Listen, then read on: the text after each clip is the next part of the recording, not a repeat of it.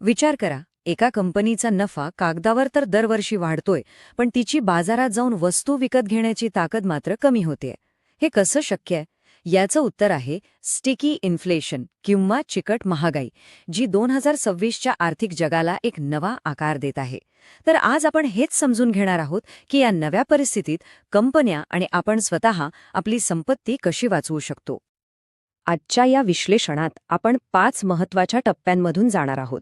सगळ्यात आधी महागाईचं हे नवं वास्तव काय आहे ते पाहू. मग कंपन्यांचे ताळेबंद कसे धोक्यात आले आहेत हे समजून घेऊ. त्यानंतर आपल्या स्वतःच्या बचतीचं संरक्षण कसं करायचं हे शिकू. आणि शेवटी काही अशी साधनं पाहू जी ह्या आव्हानात्मक काळात योग्य निर्णय घ्यायला मदत करतील. चला मग सुरुवात करूया. चला तर पहिल्या मुद्द्याकडे वळूया. महागाई म्हणजे फक्त वृत्तपत्रातली एक बातमी नाही, तर ती एक अशी अदृश्य शक्ती आहे जी आपल्या बँक खात्यापासून ते मोठ्या कंपन्यांच्या भविष्यापर्यंत सगळं काही नियंत्रित करते. हे नेमकं कसं घडतोय तेच आता समजून घेऊया. हा प्रश्न दिसायला खूप साधा आहे, पण तो खूप महत्वाचा आहे. कारण महागाई एखाद्या जादूगारासारखी काम करते. ती आपल्या डोळ्यांसमोर नफ्याचे आकडे ठेवते, पण त्याचवेळी आपल्या खिशातून खरेदी करण्याची शक्ती हळूच काढून घेते. आज आपण हीच जादू उलगडून पाहणार आहोत. तर मग ही चिकट महागाई म्हणजे नक्की काय? अगदी सोप्या भाषेत सांगायचं तर ही अशी महागाई आहे जी एकदा वाढली की सहजासहजी खाली येत नाही. ती अर्थव्यवस्थेला अक्षरशः चिकटून बसते. यामुळे होतं काय की वस्तू आणि सेवांच्या किमती सतत वाढत राहतात आणि आपल्या पैशाचं मूल्य दिवसेंदिवस कमी होत जातं. ही काही तात्पुरती समस्या नाही, तर एक दीर्घकाळ चालणारं आव्हान आहे. महागाई समजून घेण्यासाठी तिचे 3 मुख्य प्रकार पाहणं गरजेचं आहे. पहिला आहे डिमांड पूल इन्फ्लेशन. म्हणजे विचार करा की बाजारात वस्तू कमी आहेत, पण लोकांकडे खरेदीसाठी पैसा खूप आहे. साहजिकच यामुळे किमती वाढतात. हे एका मजबूत अर्थव्यवस्थेचं लक्षण असू शकतं. पण यावर नियंत्रण ठेवण्यासाठी मध्यवर्ती बँकांना व्याजदर वाढवावे लागतात.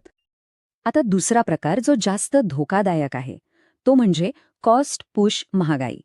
इथे ग्राहकांच्या मागणीचा प्रश्नच नाहीये, तर कंपन्यांना वस्तू बनवण्यासाठीच जास्त खर्च येतोय. समजा पेट्रोलचे दर वाढले, तर वाहतूक महाग होते. कच्च्या मालाच्या किमती वाढल्या, तर उत्पादन महाग होतं. मग हा वाढलेला खर्च कंपन्या आपल्यावर म्हणजे ग्राहकांवर टाकतात आणि किमती वाढतात. आणि तिसरा प्रकार आहे बिल्ट इन इन्फ्लेशन. हे एक दुष्टचक्र आहे. कसं?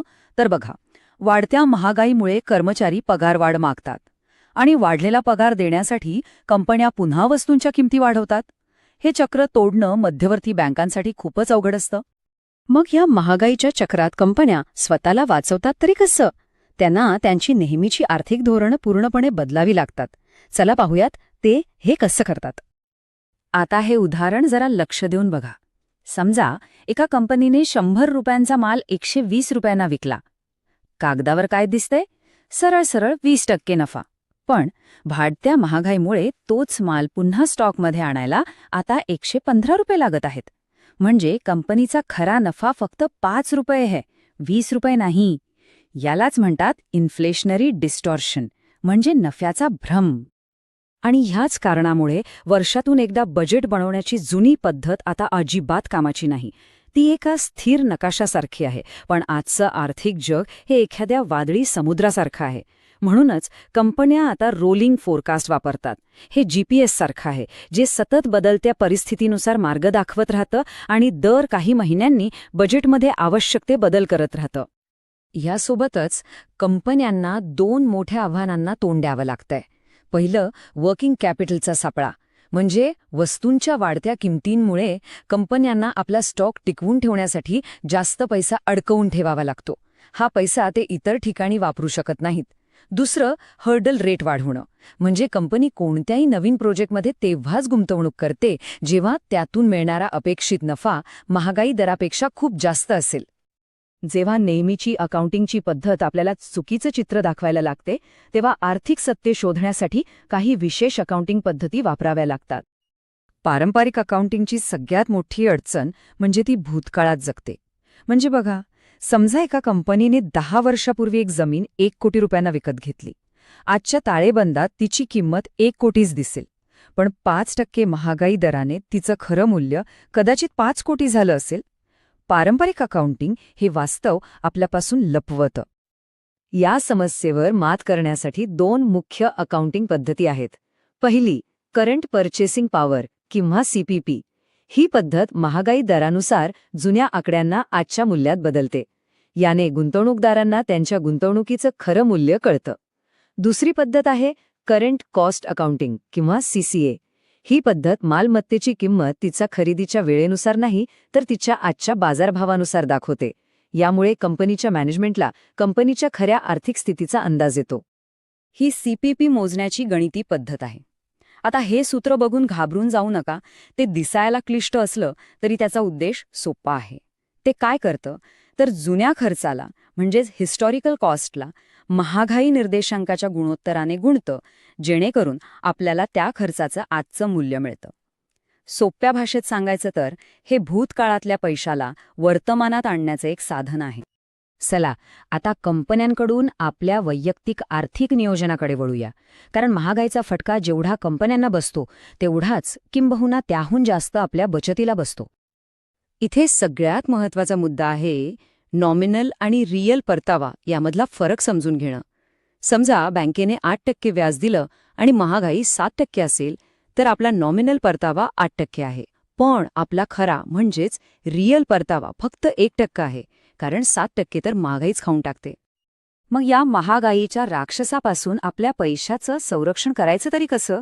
2026च्या काळात 3 मालमत्ता प्रकार खूप महत्त्वाचे ठरतात. पहिले, इक्विटी म्हणजे शेअर्स, कारण चांगल्या कंपन्या आपल्या वस्तूंच्या किमती वाढवून महागाईचा सामना करू शकतात. दुसरे, टिप्स आणि आय-बॉन्डसारखे सरकारी बॉन्ड्स, ज्यांचे व्याजदर थेट महागाईशी जोडलेले असतात. आणि तिसरे, सॉव्हरेन गोल्ड बॉन्ड्स, जे सोन्याच्या किमतीनुसार संरक्षण देतात आणि त्यावर अतिरिक्त व्याजही मिळवून देतात. 8 ते 10%. हा आकडा नीट बघा. हा सामान्य महागाईचा दर नाहीये.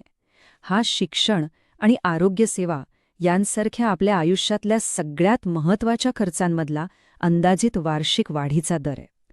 म्हणजे मुलांचं शिक्षण आणि आपलं आरोग्य दरवर्षी इतकं महाग होत जाणार आहे. याला आपण पैशाचं मूल्य कमी होण्याचा नियम म्हणू शकतो. जरी महागाई फक्त 2% असली तरी 35 वर्षात आपल्या पैशाचं मूल्य अर्ध होतं. आता विचार करा, जर महागाई 8 ते 10% असेल तर काय होईल? आपली बचत 10 वर्षांपेक्षा कमी काळात अर्धी होऊ शकते.